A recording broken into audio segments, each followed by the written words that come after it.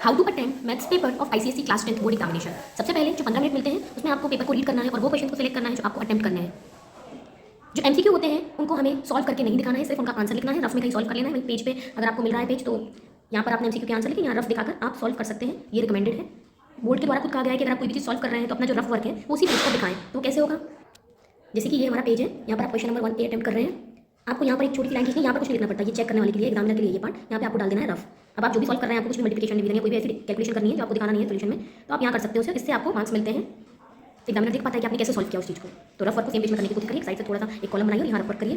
Question के सारे parts को एक साथ करने की कोशिश करिए, इससे एग्जामिनर के लिए चेक करना आसान हो जाएगा। जैसे कि फर्स्ट डे आपने कर लिया, आपको फर्स्ट भी नहीं आ रहा तो ऐसा ना करिए कि छोड़ दीजिए, बाद में करेंगे कहीं और। आप उसके लिए एक पेज छोड़ दीजिए, स्पेस छोड़ दीजिए और फिर फर्स्ट सी कर लीजिए। इससे एग्जामिनर को प्रॉब्लम नहीं होगी देखने में और चेक करने में। सारे स्टेप्स और कैलकुलेशन हमें दिखाने हैं जो भी हम अपने आंसर में कर रहे हैं। हाँ, बेसिक मल्टीप्लिकेशन डिवीजन आप रफ वर्क में कर सकते हैं, लेकिन अगर कोई स्टेप है जो हमारे सोल्यूशन का इंपॉर्टेंट पार्ट है तो आप स्किप नहीं कर सकते। ये सोचिए कि एग्जामिनर को तो पता होगा, हमें हर चीज़ एक्सप्लेन करनी पड़ेगी। फॉर एग्जाम्पल ये क्वाड्रेटिक इक्वेशन को सॉल्व करने की रूट्स निकालनी है, तो आप पहले फॉर्मुला लिखेंगे कि x equal to minus b plus minus under root of b square minus 4ac upon 2a। अब हम ये अज्यूम नहीं कर सकते कि एग्जामिनर को पता होगा कि abc क्या है, आपको यहाँ समझाना पड़ेगा वेयर a इक्वल टू इसका कोफिशिएंट 1, b इक्वल टू इसका coefficient that is -5 and c equal to constant. और फिर आप फॉर्मूले में वैल्यूज डालेंगे तो आप लिखेंगे putting values of a b c in this formula, फिर आप x इक्वल टू करके निकालेंगे और ऐसे आगे बढ़ेंगे, सारे स्टेप्स दिखाने पड़ेंगे, एक्सप्लेन करना पड़ेगा कि ऐसा क्यों हुआ। Right the final answer always.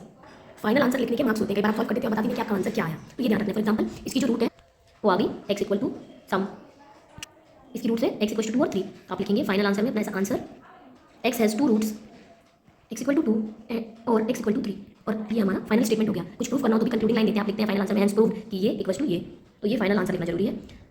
जो सेम फिजिकल क्वांटिटी है, मान लीजिए डिस्टेंस है, उसको सेम यूनिट में कन्वर्ट करना इंपॉर्टेंट है। मान लीजिए आपको क्वेश्चन में दिया हुआ है 3 किलोमीटर और 500 मीटर, अब आप सॉल्व करेंगे 3 और 500 लिखेगा, आपका आंसर गलत आएगा। आप दोनों को एक ही यूनिट में कर लीजिए, या किलोमीटर में कर लीजिए या मीटर में। तो मान लीजिए इसको भी मीटर में कर लेते तो ये जाएगा 3000, कोशिश करते हैं ऐसा यूनिट में, तो डिस्टेंस की यूनिट मीटर है, तो अब 3000 और 500 लेकर सॉल्व करना है। कई बार बहुत आंसर गलत करते हैं बच्चे सेम यूनिट में कन्वर्ट ना करके।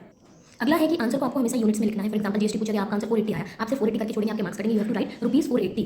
ये हमेशा ध्यान रखना है, जब भी आपका पेपर पूरा कंप्लीट हो जाए, लास्ट के 10 मिनट बचे तो ये तब चेक करना कि हमने यूनिट्स लिखी है हर क्वेश्चन में।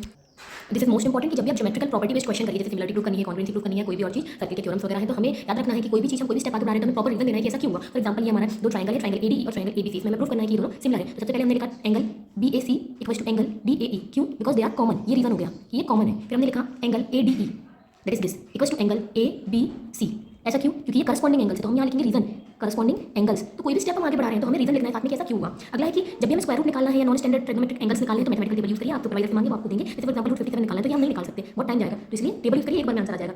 ग्राफ बनाने के लिए ग्राफ पेपर का यूज करिए, आंसर शीट में नहीं बनाना है। जो भी फ्रैक्शनल आंसर आता है उसको सिंपलेस्ट रेशियो में तोड़ना है। फॉर एग्जाम्पल आपका है 582.26, तो हम देख सकते हैं कि इसको भी 2 से और डिवाइड कर सकते हैं, तो डिवाइड करके सिंपलेस्ट रेशियो में आंसर देना है। लास्ट टिप, लास्ट के 15-20 मिनट में हमें चेक करना है हमने पेपर में सारे क्वेश्चन अटेम्प्ट करे, यूनिट्स लिखे हैं, सब में ये सब चीजें देखना है। All the best for examination.